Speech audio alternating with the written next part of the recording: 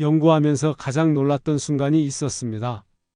약 없이는 절대 못 자던 분이 단 3일 만에 기절하듯 아침까지 숙면을 하게 된 거예요. 정말 신기했습니다. 30년간 수면과 생활 습관을 연구해온 박사로 수많은 불면 사례를 상담해 왔습니다.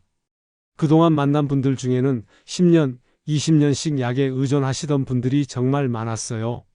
밤마다 수면제 2알, 3알씩 드시면서도 새벽에 깨고 아침이면 머리가 무겁고 온종일 피곤해 하시는 분들이요. 하지만 오늘 말씀드릴 방법은 정말 간단합니다. 집에 있는 재료 2가지만 있으면 되거든요. 꿀과 소금이에요. 이 2가지를 어떻게 활용하느냐에 따라 여러분의 잠자리가 완전히 달라질 수 있습니다. 많은 분들이 수면제가 답이라고 생각하세요. 물론 급할 때는 도움이 될 수 있죠. 하지만 계속 의존하게 되면 내성이 생기고 용량을 늘려야 하고 결국 더 깊은 불면의 늪에 빠지게 됩니다. 제가 30년간 연구하면서 깨달은 건 우리 몸이 가진 자연스러운 수면 리듬을 되찾아주는 것이 가장 중요하다는 거예요. 오늘 이 영상에서는 그 비밀을 하나씩 풀어드릴 겁니다. 왜 꿀과 소금이 수면에 도움이 되는지, 어떻게 활용해야 효과적인지, 그리고 많은 분들이 실수하는 부분은 무엇인지 자세히 알려드리겠어요. 여러분 중에도 분명히 있으실 거예요. 밤마다 뒤척이다가 새벽 2시, 3시에 잠들고 아침에 일어나면 더 피곤한 분들이요. 손자, 손녀들이 놀러와도 기력이 없어서 제대로 놀아주지 못하고 가족들과의 대화도 줄어들고 그러면서 점점 우울해지시는 분들 말입니다. 하지만 걱정 마세요. 오늘부터 달라질 수 있거든요. 제가 지금까지 만난 수많은 분들이 이미 경험하신 변화를 여러분도 충분히 느끼실 수 있을 겁니다.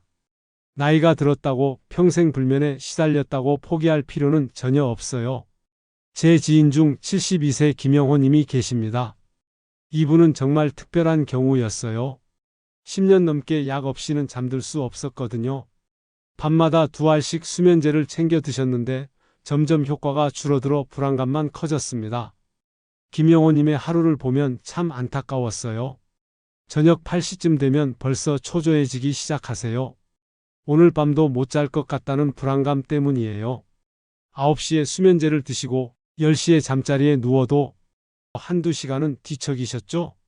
겨우 잠들어도 새벽마다 심장이 두근거려 깨고 아침이면 머리가 납덩이처럼 무거웠다고 하셨어요. 가족과 대화도 줄어들었습니다. 피곤하니까 짜증도 늘고 손주들이 와도 반갑게 맞지 못할 정도로 힘들어 하셨어요. 부인이 걱정해서 여러 방법을 찾아보라고 하셔도 이미 체념한 상태였죠. 나이 들면 다 그런 거라고 평생 약에 의존해야 한다고 생각하고 계셨거든요. 그런데 작은 습관 하나를 바꾸면서 상황이 완전히 달라졌습니다. 자기 전 따뜻한 물에 꿀 반 스푼과 소금 한 꼬집을 넣어 마시기 시작한 겁니다. 처음에는 당연히 반신반의했죠. 그냥 민간요법 아니냐고 하시면서요. 하지만 사흘째 되는 날부터 변화가 시작됐습니다. 새벽에 깨는 횟수가 줄어든 거예요. 일주일 후에는 잠드는 시간이 단축됐고 한 달 뒤에는 수면제 없이도 잠들 수 있었습니다. 3개월 뒤에 만났을 때는 완전히 다른 사람이 되어 계시더라고요. 표정도 밝아지고 손주들과 놀아주는 에너지도 생기고 가족들과의 대화도 늘어났다고 하세요. 무엇보다 약에 대한 불안감에서 벗어나신 게 가장 큰 변화였어요. 이제는 잠자리가 두렵지 않다고 저녁 시간이 기대된다고 말씀하시거든요. 이런 변화가 어떻게 가능했을까요? 꿀에는 우리 뇌가 숙면에 필요한 세로토닌을 만드는데 도움이 되는 트립토판이 들어있어요.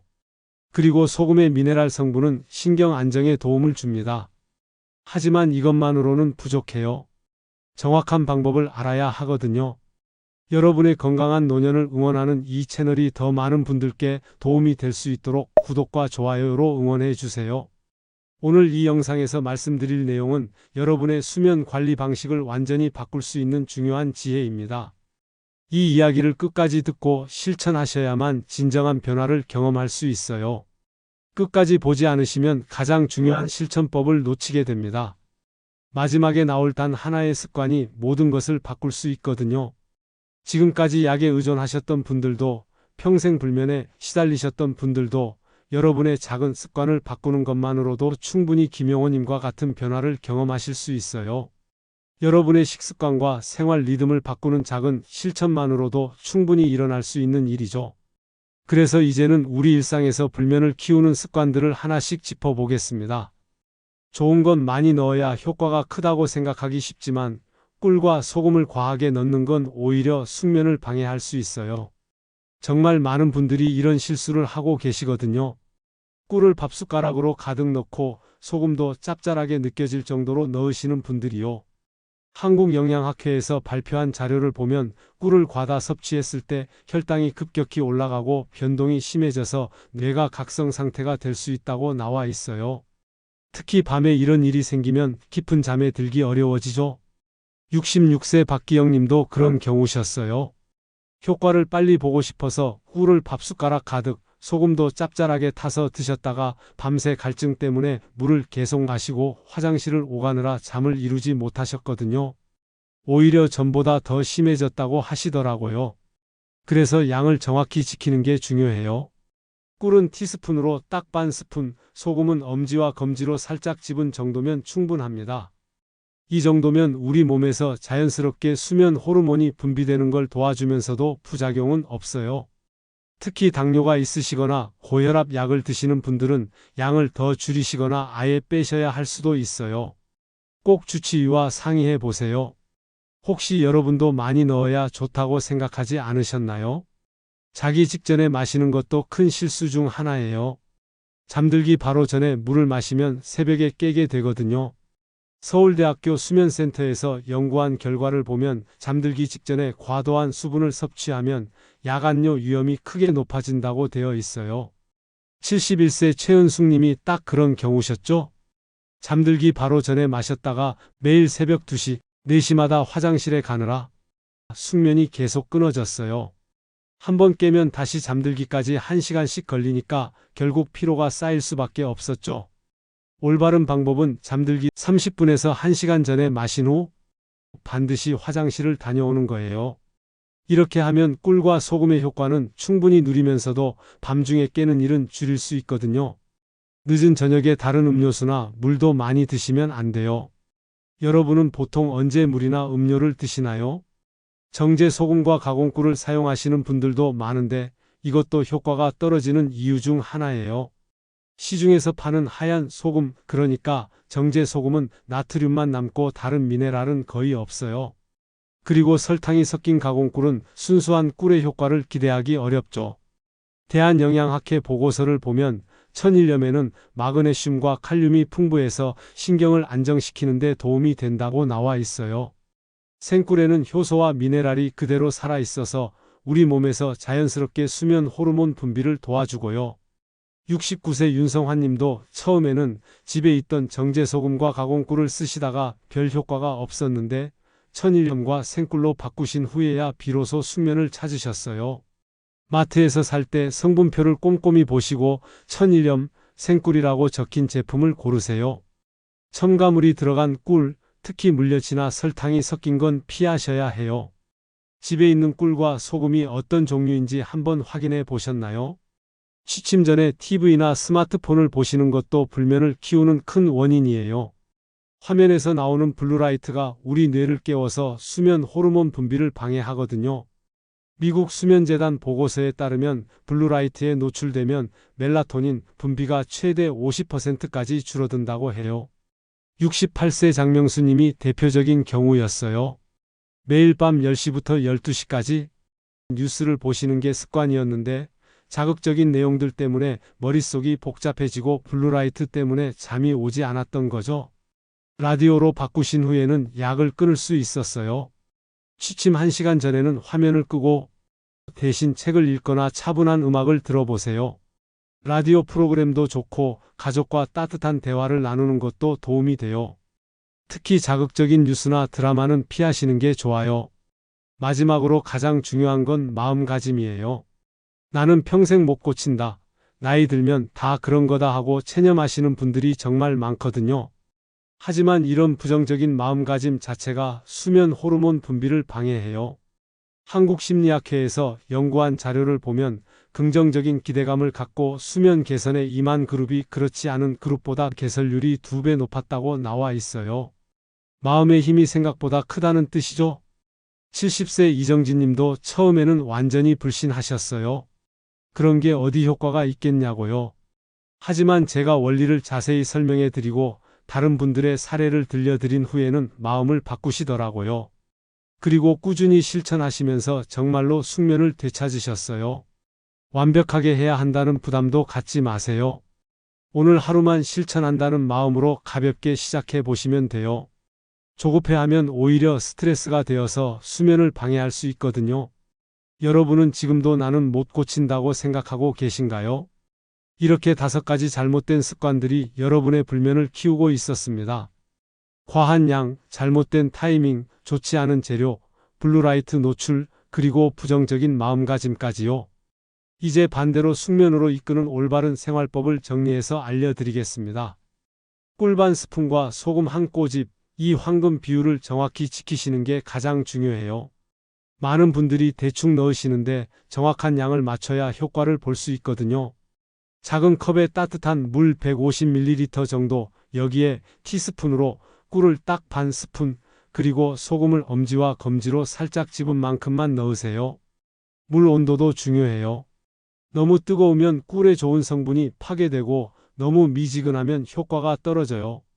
체온보다 살짝 따뜻한 정도, 그러니까 40도에서 50도 사이가 딱 좋아요. 손목에 대어 봤을 때 따뜻하다고 느껴지는 정도면 됩니다. 당뇨나 고혈압이 있으시다면 반드시 양을 더 줄이거나 주치의와 상의해 보세요. 건강이 우선이니까요. 혈압약을 드시는 분들은 소금을 아주 조금만 넣거나 아예 빼셔도 돼요. 꿀만으로도 어느 정도 효과를 볼 수 있거든요. 오늘 저녁 직접 시도해 보시겠어요? 마시는 시간을 정확히 지키는 것도 성공의 핵심이에요. 잠들기 30분에서 1시간 전, 이 타이밍이 가장 좋아요. 대부분 10시에 주무신다면 9시에서 9시 30분 사이에 마시면 딱 좋죠. 마신 후에는 반드시 화장실을 다녀오세요. 이렇게 하면 꿀의 트립토판이 우리 뇌에서 세로토닌으로 바뀌고 소금의 미네랄이 신경을 안정시켜주면서 자연스럽게 졸음이 와요.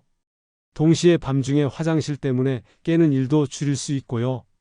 너무 일찍 마시면 효과가 사라지고 너무 늦게 마시면 새벽에 깨게 되니까 시간 맞추는 게 정말 중요해요. 처음 며칠은 시계를 보면서 정확히 맞춰보세요. 여러분은 보통 몇 시쯤 주무시나요? 천일염과 생꿀 사용하기, 이것도 빼먹으면 안 되는 중요한 포인트예요. 천일염에는 마그네슘, 칼륨, 칼슘 같은 미네랄이 풍부하게 들어있어서 신경을 안정시키는 데 큰 도움이 돼요. 정제소금에는 이런 성분이 거의 없거든요. 생꿀은 효소가 살아있어서 우리 몸에서 소화 흡수가 잘 되고 자연스럽게 수면 호르몬 분비를 도와줘요. 가공꿀이나 물엿이 섞인 꿀은 이런 효과를 기대하기 어려워요. 마트에서 살 때 성분표를 꼼꼼히 확인해 보세요. 천일염이라고 적혀 있는지 생꿀이라고 되어 있는지요. 좀 비싸더라도 좋은 재료를 쓰는 게 결국 건강에도 좋고 효과도 확실해요. 보관할 때도 주의하세요. 꿀은 직사광선을 피해서 서늘한 곳에 두시고 소금도 습기가 없는 곳에 보관하시면 오래 쓸 수 있어요. 집에 있는 꿀과 소금을 다시 한번 확인해 보실 건가요? 블루라이트를 차단하는 것도 숙면을 위해서는 꼭 필요해요. 스마트폰, TV, 컴퓨터에서 나오는 파란빛이 우리 뇌의 송과체라는 부분을 자극해서 멜라토닌 분비를 억제하거든요. 멜라토닌은 잠들게 해주는 호르몬이에요. 취침 1시간 전부터는 화면을 보지 마세요. 대신 차분한 음악을 듣거나 라디오를 켜놓거나 책을 읽는 게 훨씬 좋아요. 특히 클래식 음악이나 자연의 소리 같은 건 마음을 편안하게 해줘서 잠들기 좋은 환경을 만들어줍니다. 만약 꼭 뉴스를 봐야 한다면 라디오 뉴스로 바꿔보세요. 자극적인 내용은 피하고 가급적 편안한 프로그램을 선택하시면 돼요. 조명도 어둡게 줄이시고 침실 온도는 18도에서 20도 정도로 시원하게 맞춰 놓으세요. 오늘 밤은 어떤 방식으로 하루를 마무리하고 싶으신가요? 긍정적인 루틴 만들기, 이게 정말 중요한 마지막 단계예요. 심리적으로 안정된 상태여야 수면 호르몬이 제대로 분비되거든요. 불안하거나 화가 난 상태로는 아무리 좋은 방법을 써도 효과가 떨어져요. 잠들기 전에 가족과 따뜻한 대화를 나누어 보세요. 오늘 있었던 좋은 일들을 서로 이야기하거나 감사한 마음이 드는 일세 가지를 떠올려 보시는 것도 좋아요. 이런 긍정적인 생각들이 마음을 편안하게 해줘서 자연스럽게 잠이 와요. 심호흡도 도움이 됩니다. 코로 4초 동안 숨을 들이마시고 7초 동안 참았다가 입으로 8초 동안 내쉬는 방법을 3번 정도 반복해 보세요. 이렇게 하면 부교감신경이 활성화되어서 몸과 마음이 휴식 모드로 바뀌어요. 걱정이나 스트레스가 있을 때는 종이에 적어보는 것도 좋은 방법이에요. 머릿속에서만 맴돌던 생각들을 밖으로 꺼내놓으면 마음이 훨씬 가벼워져요. 내일 할 일 목록도 미리 적어두면 잠자리에서 이것저것 생각하지 않게 되고요. 오늘 밤 누구와 대화를 나누고 싶으신가요? 마지막으로 침실 환경도 점검해 보세요. 너무 밝으면 멜라토닌 분비가 방해되니까 암막 커튼을 치거나 아이 마스크를 써보시는 것도 좋아요. 소음이 신경 쓰인다면 귀마개를 쓰거나 백색 소음을 틀어 놓으세요. 침구도 중요해요. 베개 높이가 맞는지, 이불이 너무 무겁거나 가볍지는 않은지 확인해 보시고요. 잠옷은 헐렁하고 통풍이 잘 되는 걸로 입으세요. 몸이 조여지면 혈액순환이 안 되어서 숙면에 방해가 돼요. 이 5가지 방법을 꾸준히 실천하면 오래된 불면증도 서서히 개선될 수 있습니다. 하루아침에 바뀌지는 않겠지만 일주일, 한 달 계속하다 보면 분명히 변화를 느끼실 거예요. 이제 오늘 내용을 정리해서 마무리해 드리겠습니다. 오늘은 불면을 키우는 잘못된 습관 5가지와 숙면을 이끄는 생활법 5가지를 비교해서 알아보았습니다. 정말 작은 차이인데 결과는 하늘과 땅 차이더라고요. 잘못된 습관부터 다시 정리해보면 꿀과 소금을 과하게 넣는 것, 잠들기 직전에 마시는 것, 정제소금과 가공꿀을 사용하는 것, 취침 전 블루라이트에 노출되는 것, 그리고 부정적인 마음가짐을 갖는 것이었어요. 이런 습관들이 여러분의 불면을 더욱 악화시키고 있었던 거죠. 반대로 숙면을 도와주는 방법들은 황금 비율 지키기, 적절한 시간에 마시기, 천일염과 생꿀 선택하기, 화면 차단하기, 그리고 긍정적인 루틴 만들기였습니다. 같은 재료를 써도 어떻게 하느냐에 따라 완전히 다른 결과가 나온다는 게 신기하지 않나요? 잘못 관리했을 때의 위험성도 생각해 보세요. 만성적인 수면 부족은 단순히 피곤한 정도가 아니에요. 면역력이 떨어져서 감기에 자주 걸리고 집중력과 기억력이 나빠져서 치매 위험도 높아져요. 우울감도 커지고 혈압과 혈당 관리도 어려워집니다. 무엇보다 가족 관계에 악영향을 미쳐요.